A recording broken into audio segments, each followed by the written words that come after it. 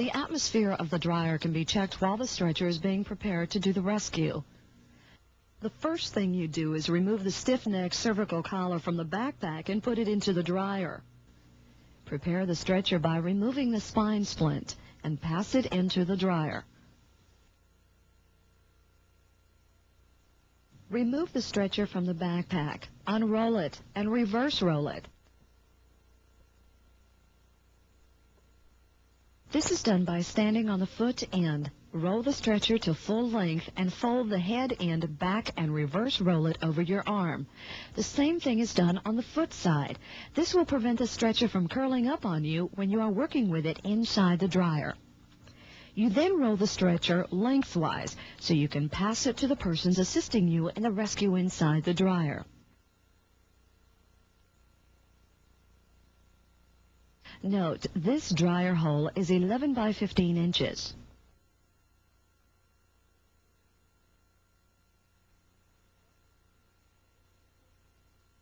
One person will completely support the neck and head at all times when applying the cervical collar and spine splint.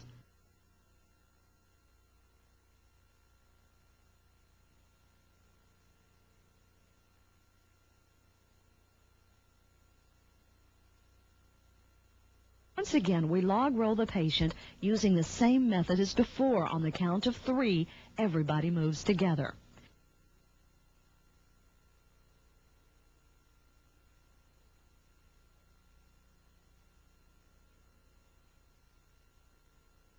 The stretcher is moved as close to the patient as possible. Then the patient is rolled back gently on the count of 3. Considering the lack of space in the dryer, you must work from one side of the dryer. Very carefully lift the stretcher so the patient slides to the center of the stretcher without jarring the spine.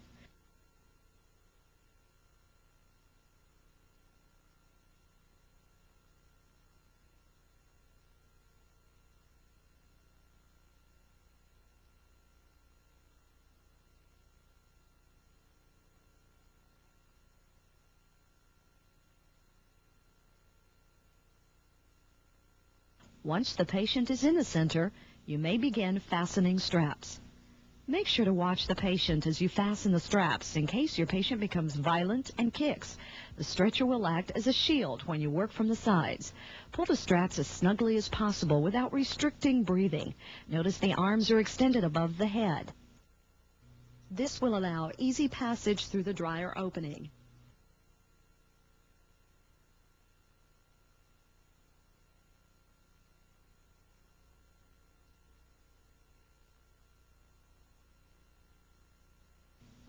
The straps at the foot end are attached at this time.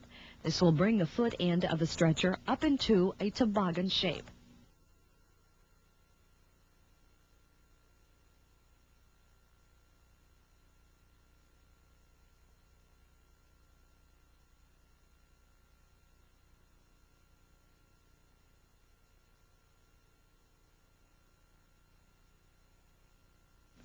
Depending upon the size of the entry, the feet can be put in several different positions. Because the dryer entrance is so small, the feet must be crossed. The stretcher is then lifted and passed through the hole in the dryer. If the hole in the dryer is angled, the stretcher should be parallel to the walls of the hole, not parallel to the ground. Otherwise, the patient's nose could impact the dryer and cause an injury.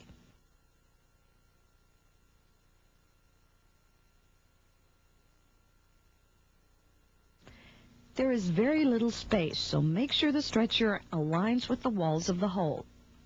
The patient is brought through the dryer opening.